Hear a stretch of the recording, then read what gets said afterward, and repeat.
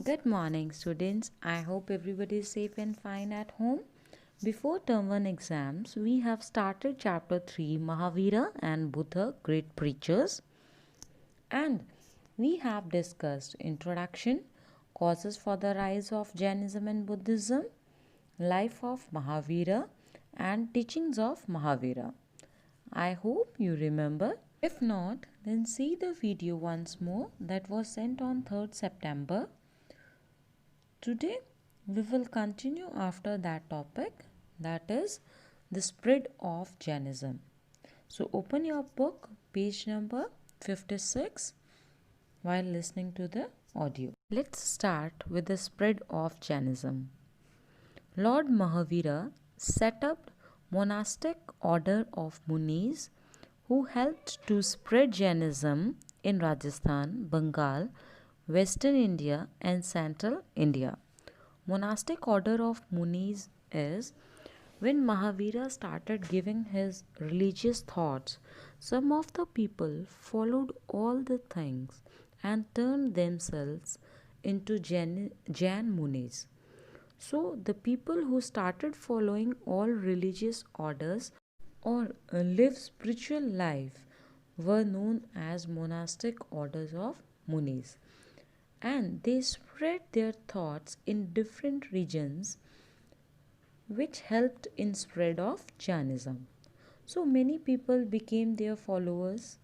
When Mahavira attained salvation, there were 14,000 followers, but slowly the number increased.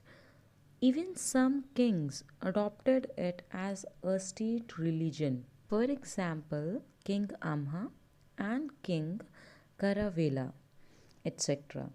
Their art and literature flourished under their own patronage.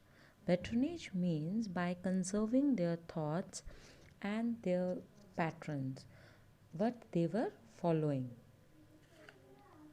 There are many Jain temples in India, but the most famous are the Dilwara temple at Mount Abu and Palatina temple at Satrunuja Hills in Gujarat.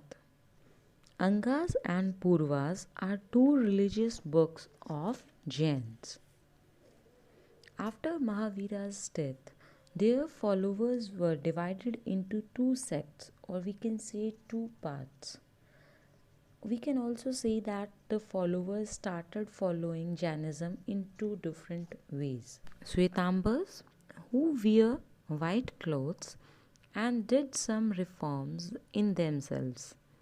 But the other was Digambars.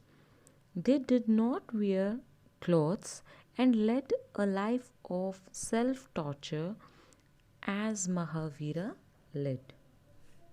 Jainism was not as popular as Buddhism. Till now, there are many followers of Jain in India and also in the world. Next is, what was the contribution of Jainism to Indian culture? Basically, Jains contributed a lot of things. The first was the growth of vernacular language. As we have studied earlier, that Jainism promoted local area languages, that is, the vernacular languages. Mahavira himself preached in Ardh Magdi so that the common people can understand. They made a significant contribution in Kannada and Gujarati language. Second was the art and architecture. Jain's followers or kings created many artistic monuments like Dilwara Temple, Palitana Temple, Udigiri Caves in Madhya Pradesh, and Ellora in Maharashtra. They are a good example of their architecture and sculpture.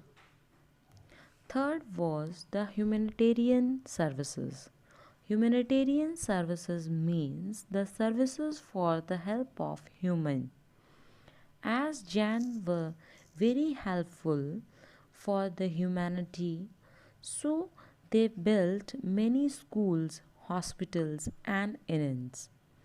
Inns are the place where people can live, like hotels or dharamshalas. So there was a lot of contribution by the Jainism to our Indian culture, to our Indian society, to our languages. So this much for Jainism. Tomorrow we will start with Buddhism. Till that, thank you.